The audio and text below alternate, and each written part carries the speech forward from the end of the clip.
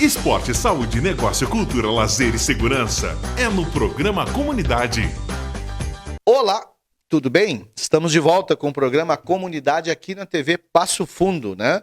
Canal 26, canal 526 da NET, este amigo de vocês, jornalista Saul Spinelli. Querendo também destacar que nós estamos com 36 municípios da região pela TV Coprel e também pelo sistema iCloud TV em todo o Brasil, principalmente na fronteira. E pelo aplicativo, você baixa o aplicativo no teu celular e gratuitamente você assiste a programação ao vivo, né? Pessoal, eu hoje estou aqui para conversar com o passofundense, ex-deputado estadual do Rio Grande do Sul, Matheus Wesp, hoje secretário de Justiça, Cidadania e Direitos Humanos, né?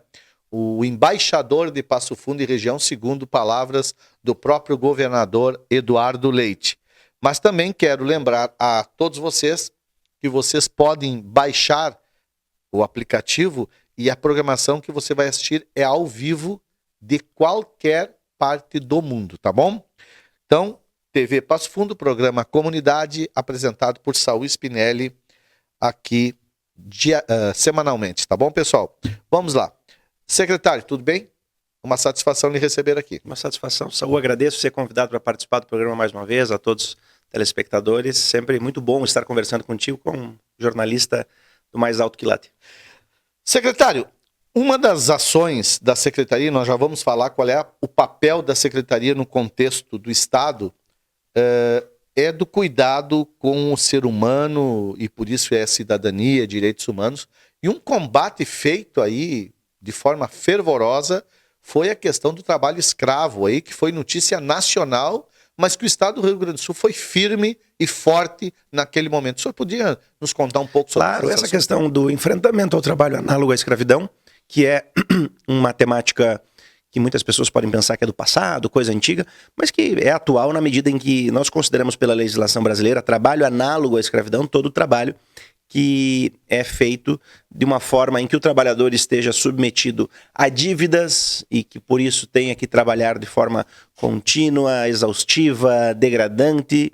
E isso acontece, infelizmente, em muitas situações que acabam por normalizarem situações de trabalho precárias, levando até mesmo a um fluxo de aliciamento de trabalhadores e pessoas em situação de vulnerabilidade que acabam se submetendo a essas circunstâncias degradantes de trabalho e que consideramos, portanto, como um trabalho análogo à escravidão. E o nosso papel no Estado do Rio Grande do Sul e na Secretaria de Justiça, Cidadania e Direitos Humanos é exatamente trabalhar para romper esse fluxo de aliciamento, dando oportunidade para que os trabalhadores ou pessoas em situação de vulnerabilidade tenham condições de adentrarem no mercado formal de trabalho, para terem todos os seus direitos trabalhistas garantidos e também fazendo com que essas pessoas sejam resgatadas quando encontradas nessa situação. Foi o que aconteceu em Bento Gonçalves, por exemplo, no início desse ano. Quantas pessoas envolvidas lá?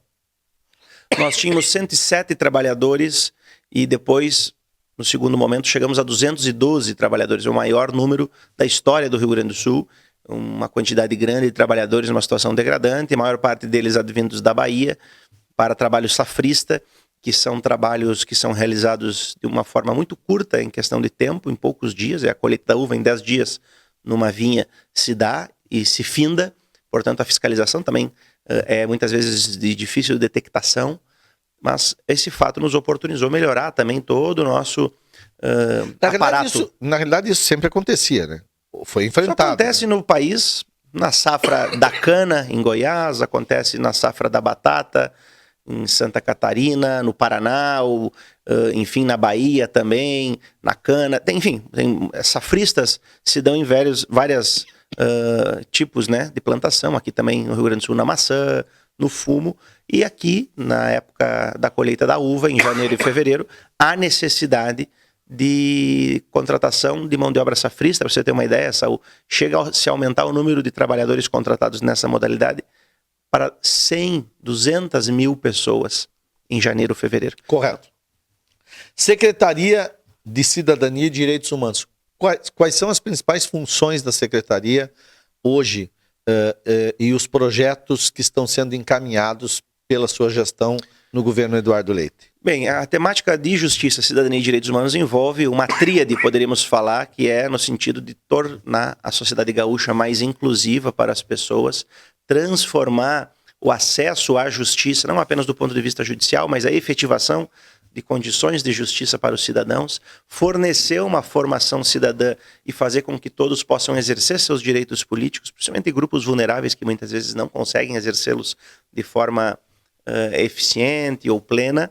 E do ponto de vista dos direitos humanos, é toda a temática que envolve a Declaração Universal dos Direitos Humanos, que nesse ano completa 75 anos, saiu um documento importantíssimo, que quando da constituição desse documento, ao findar da Segunda Guerra Mundial, com a participação também do brasileiro Oswaldo Aranha, naqueles idos do final dos anos 40, início dos anos 50, nos mostra a importância também do Brasil na discussão de uma rede internacional de proteção à dignidade da pessoa humana e aos direitos humanos. Os projetos práticos aí pelo Rio Grande do Sul, a gente tem visto que tanto para a família, para o idoso, para a mulher, para a criança, para o adolescente, tem sido... O que o governo Eduardo Leite, através da sua secretaria, tem para oferecer para os municípios parcerias que contemple esse atendimento humanizado, diríamos assim? Bem, na verdade, com relação a uma das pautas, vou dar um exemplo, a enfrentamento da violência contra a mulher e promoção da dignidade da mulher, nós estamos encaminhando a construção, digamos assim, finalização, instituição do Centro de Referência da Mulher Estadual, Centro Vânia Araújo, que é uma casa que vai oportunizar acolhimento para as mulheres gaúchas, atendimento, capacitação para inserção nelas no mercado de trabalho, gerar autonomia financeira para que não precisem retornar ao lar do agressor quando ocorrem situações de violência. No ponto de vista das famílias, estamos discutindo a criação de centros da família também de referência, na pauta do migrante, também centros de referência do migrante, para podermos fazer o acolhimento humanitário dos migrantes, mas também aproveitar essa mão de obra migrante que vem de outros países, venezuelanos, haitianos, e que muitos deles têm... Acolher. Mas mais do que acolher, além de acolher, que é o aspecto humanitário, oportunizar que essas pessoas se insiram no nosso mercado de trabalho. Quantos migrantes altamente qualificados, às vezes por dificuldade de inserção no mercado formal do trabalho brasileiro, acabam fazendo empregos de menor, digamos assim, potencial econômico. Engenheiros trabalhando como empacotador de supermercado. Não há nenhum problema em ser empacotador de supermercado, por óbvio, mas se você tem uma informação em engenharia que é algo tão preciso, eu vejo que a migração pode ser, já que o Rio Grande do Sul é um estado que tem a sua questão demográfica em queda, em razão do número menor de filhos que as famílias têm e a baixa taxa de natalidade, a migração pode ser uma oportunidade para nós aumentarmos o nosso potencial de mão de obra e, portanto, o nosso desenvolvimento econômico. Tá certo. Outra questão importante que eu queria trocar uma ideia contigo é a respeito de ações para a família, para as crianças, para a questão do acolhimento, da família acolhedora, das questões de adoções. Inclusive, semana que vem tem um evento realizado a nível estadual pela Secretaria, né?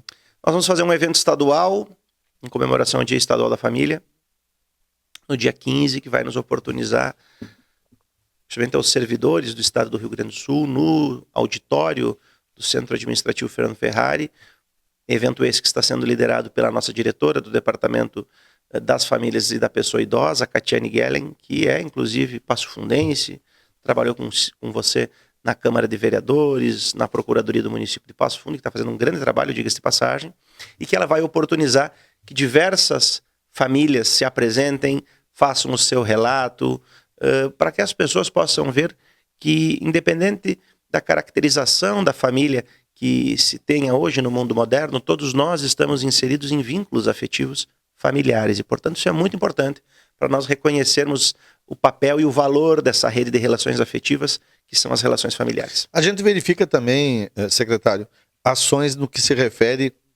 ao combate à violência sexual das crianças, mantendo, além da capacitação, né, todo um rol de programas que possam auxiliar os municípios nisso, né? Sim, nós temos, inclusive, pelo Departamento da Criança, Adolescente e Juventude, trabalhado junto com também o CEDICA, que é o Conselho Estadual da Criança e Adolescente, capacitações. Nessa semana, inclusive, estamos tendo lá no município de Porto Alegre a 11ª Conferência Estadual dos Direitos da Criança e do Adolescente. Passo Fundo está participando? Exato, tem representantes de Passo Fundo, vi lá o nosso conselheiro tutelar Patias e outras lideranças, enfim. né, que estão representando Passo Fundo nessa conferência, que depois vai levar propostas para a Conferência Nacional e também que apresentará propostas ao governo do Estado e, portanto, à minha secretaria para a execução de políticas públicas. Correto.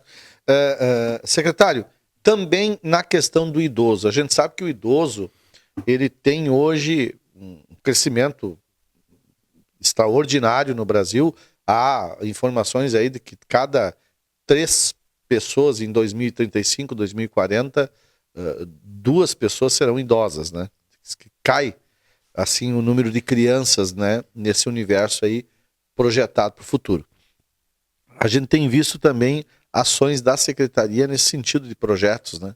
Sim, nós estamos buscando constituir ações que possam evitar que os idosos adentrem em uma situação de vulnerabilidade, porque a gente tem uma tendência de observar a pessoa idosa como vulnerável, mas não é todo o idoso que é um vulnerável. Nós temos pessoas que estão já na conhecida como terceira idade, digamos assim, que estão numa condição de saúde, inserção social muito maior que muitos jovens. Então isso demonstra que o Estado tem que ter também políticas públicas para essas pessoas idosas, exatamente para evitar que as pessoas idosas se tornem pessoas vulneráveis, que gerarão, portanto, aí um outro tipo de política pública, que é com viés mais assistencialista e que, portanto, é mais caro, na medida que e até de fazer internações, né? Exato, que aí leva, por exemplo, por isso que digo que é mais caro a contratação de vagas em LPIs.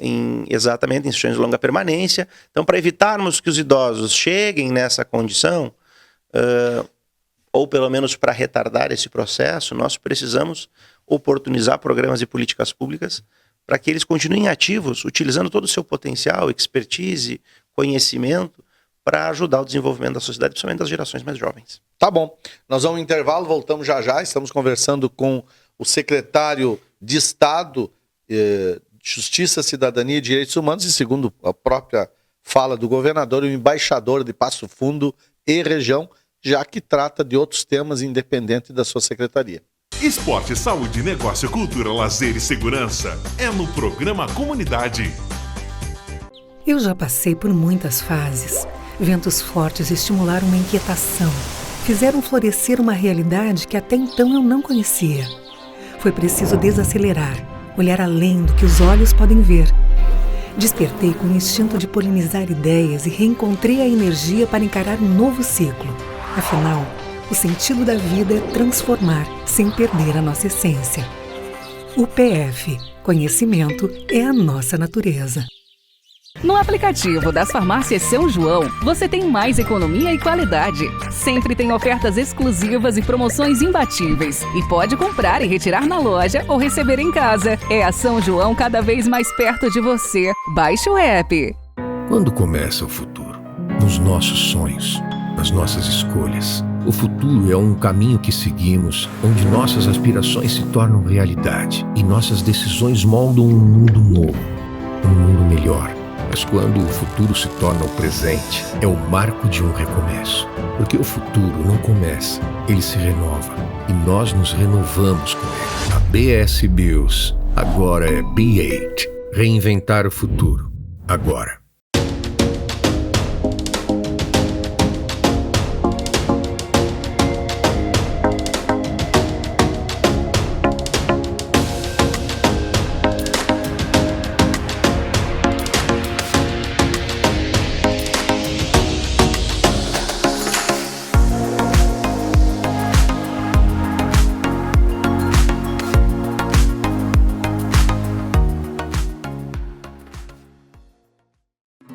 E se o melhor para você também for melhor para todos? Existe alternativa. Escolhendo o Sicredi, você une as suas necessidades financeiras com o desenvolvimento da sociedade, porque reinvestimos os recursos na sua região. Somos a alternativa que oferece soluções financeiras ideais, taxas justas e atendimento próximo, humano e digital. Escolha o Sicredi, onde o dinheiro rende um mundo melhor. Um século é recheado de grandes histórias. Hospital São Vicente 100 anos. Vivência, inúmeros rostos na memória. Passado, presente e futuro. Alegrias da cura, o brilho da esperança. A fé de cada um. O olhar reaceso para o amanhã. A certeza de fazer parte de muitas histórias nos move a fazer o melhor. Aqui, a vida não para de acontecer e surpreender. Somos o Hospital São Vicente de Paulo. Para realizar suas consultas médicas e exames de saúde, adquira o cartão Usamed Card. Com ele, você terá acesso aos melhores médicos e especialistas em Passo Fundo e região, por valores a partir de R$ 189 por ano, sem carência e sem mensalidade. Receba nossa equipe ou ligue para 54-3632-9060 e faça já o seu Usamed Card, com toda a segurança e facilidade de uma empresa séria e comprometida com a sua saúde. Usamed Card. Saúde para quem usa. Esporte, saúde, negócio, cultura, lazer e segurança é no programa Comunidade. Estamos de volta, programa Comunidade, TV Passo Fundo, 526 e 26, os canais da NET, passando em toda a região. Sabe, Fernando, que uma entrevista que eu quero fazer e essa semana eu vou organizar é com o prefeito de Marau, Yura, né?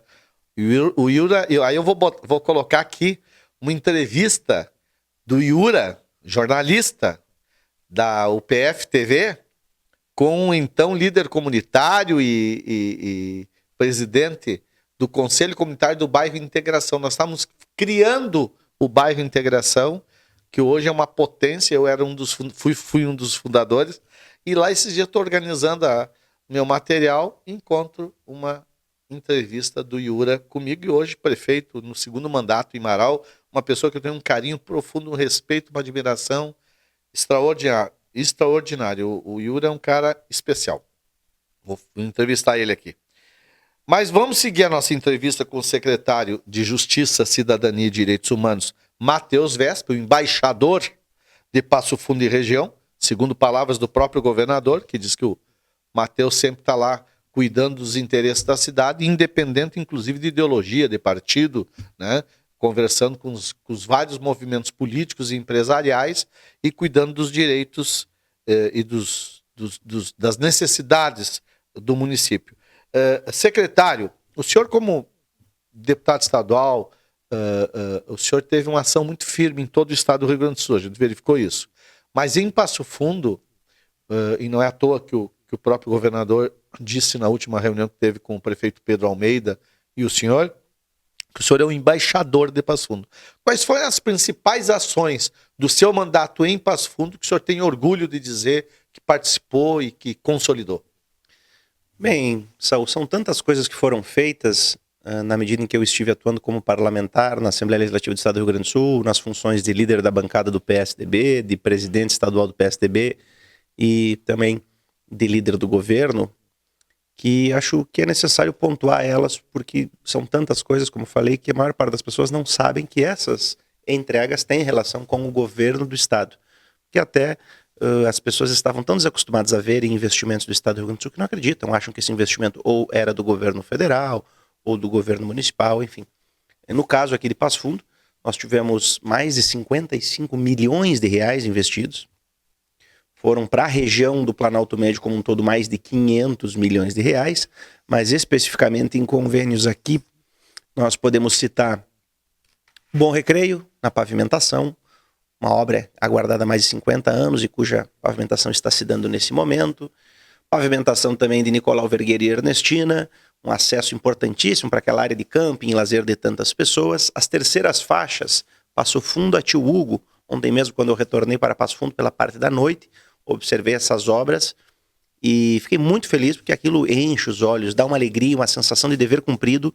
Aquela obra ela é muito importante, vai salvar vidas, melhorar o fluxo e desenvolver a nossa região. E aquilo, eu recordo ainda o dia, em junho de 2021, quando eu disse para o governador, preciso que o governo se esforce para investir nessa obra. E o governador consentiu com esse e tantos outros pedidos, o novo aeroporto de Passo Fundo, que teve um esforço tremendo durante 4 anos para que pudéssemos ter. Isso que eu quero lhe perguntar. Veio dinheiro federal, né? E quanto é que o Estado investiu no aeroporto? Do governo federal nós tivemos 40 milhões de reais e do governo estadual uma contrapartida de 7 milhões e meio.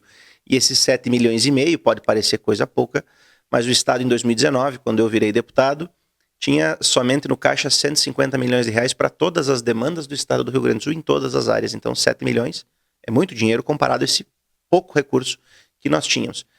E por isso que foram importantes as reformas que nós fizemos, que às vezes até alguns não entendem, acham que foi uma ação maldosa ou desnecessária, mas foi importante fazer aquelas reformas, do ponto de vista previdenciário, da estrutura administrativa do Estado, uma medida amarga, mas necessária para que pudéssemos hoje ter as terceiras faixas, ter o prédio do Clínicas sendo concluído e agora, no dia 18 de maio, sendo inaugurado com a presença do governador Eduardo Leite, lá são 8 milhões de reais.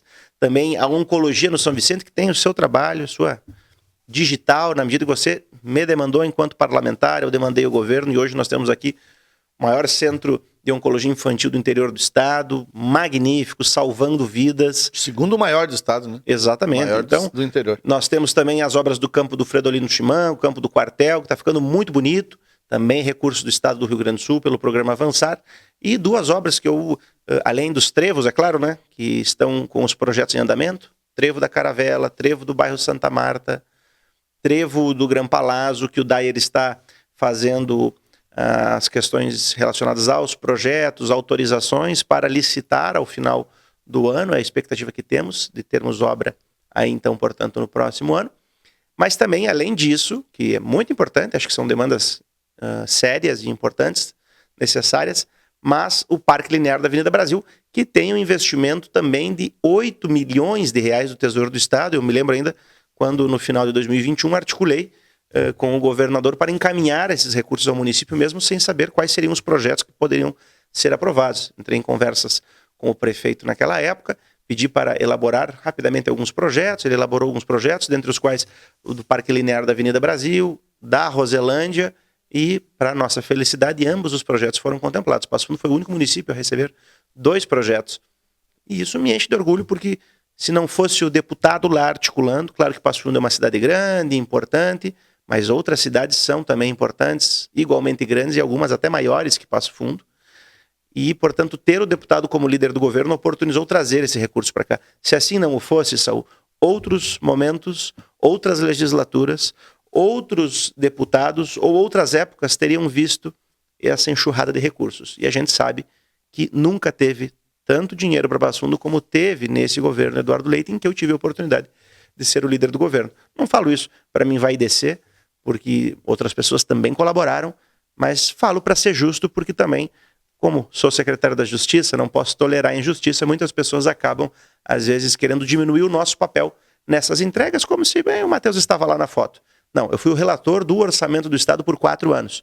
E quem relata o orçamento, você sabe, é vereador, é quem diz onde o recurso vai ou não vai. Então, se esse recurso veio para cá, é porque teve uma caneta lá no orçamento, que hoje já não é mais caneta, é tudo por computador, sim, mas que disse o recurso vai para Passo Fundo. Então, eu fico feliz como passufundense, hoje com 34 anos, numa função de secretário de Estado, não mais de representação política, mas de execução como secretário. Você também é secretário, né? Mesmo sendo embaixador de Passo Fundo, como disse o governador, de poder ajudar a nossa comunidade. É isso que eu ia lhe perguntar. Quando o governador se refere ao senhor como embaixador, evidentemente que no mandato de deputado a gente sabe todas essas obras que o senhor destacou aí, da importância que tem e dessa sintonia com o prefeito Pedro Almeida, que isso é maravilhoso. O estado tem 497 municípios e a gente sabe que todos os municípios têm os seus motivos e as suas necessidades. E alguns, inclusive, do tamanho de Passo Fundo, né? Então isso aí não é pouco dinheiro, não é pouca obra.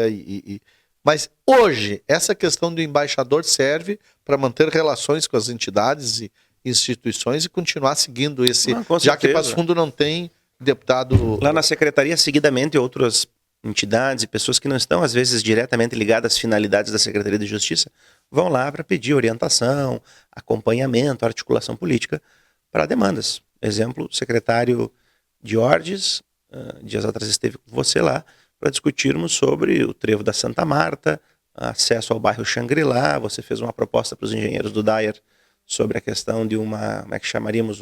Trincheira? Uma trincheira, para que possa por baixo da rua... Ali da rua Luiz Lângaro, isso, entrando com a Xangri-Lá. Tem que ser justo, viu? Esta é uma sugestão que eu levei, né, junto com o secretário Diordes, mas é uma sugestão do Gelson Bertoncello, que trabalha há pouco tempo, acho que agora vai ser efetivado, 44 anos no Dyer. Então, veja que é importante ter esse papel de articulação, porque demandas como essa e outras que nos chegam lá, né, são fundamentais porque Passo Fundo acabou não elegendo um parlamentar, isso também em razão, creio, na minha humilde opinião, pelo excesso de candidatos que a cidade teve, né? E não que todos não tenham legitimidade, todos têm legitimidade de postular, né? Uma cadeira no legislativo, mas obviamente quando você tem um número maior de candidatos para o mesmo número de eleitores, isso divide muito a questão da votação e fez com que a cidade ficasse sem representante. Então fico feliz também da confiança do governador Eduardo, sou muito grato ao governador Eduardo por continuar como ator político, sou muito grato por ser o secretário de Justiça e Direitos Humanos, gosto muito da temática, muito da pauta, pela minha formação jurídica. Eu sei que outras pessoas talvez, às vezes dizem, né, você podia ser o secretário disso, daquilo. Não, eu sou muito grato ao governador por essa opção e por essa escolha de ser o secretário de Justiça e Direitos Humanos, porque nós precisamos sim gerar uma cultura mais humana, mais cidadã, e é para isso que eu estou lá. Também para, como embaixador de Passo Fundo, articular as outras demandas que nos levem. Tá bom. Grande abraço, secretário, sucesso, felicidades. Muito obrigado, um abraço a todos. Nós estamos terminando o nosso programa, eu quero agradecer aí a audiência, né? Sempre orientar o pessoal, baixe o aplicativo no celular para assistir a nossa programação. E eu quero fazer uma saudação especial, sim, ao governador Eduardo Leite, que demandou aí, através do pedido que a gente fez e da direção do Hospital São Vicente e do então deputado Matheus Vespe, mais de 6 milhões de reais para o centro cirúrgico, que atende sim todo o hospital, mas principalmente as crianças e adolescentes, e o posto 8, que atende exclusivamente a internação de crianças e adolescentes com câncer de mais de 256 municípios. A nossa eterna gratidão a esse cuidado com as nossas crianças. Eu vou me despedindo, mas semana que vem eu volto aí com mais informações e novidades para você, o nosso telespectador da TV Passo Fundo. Esporte, saúde, negócio, cultura, lazer e segurança é no programa Comunidade. Quando começa o futuro? Nos nossos sonhos, nas nossas escolhas. O futuro é um caminho que seguimos, onde nossas aspirações se tornam realidade e nossas decisões moldam um mundo novo, um mundo melhor. Mas quando o futuro se torna o presente, é o marco de um recomeço. Porque o futuro não começa, ele se renova. E nós nos renovamos com ele. A BS Bios agora é B8. Reinventar o futuro. Agora.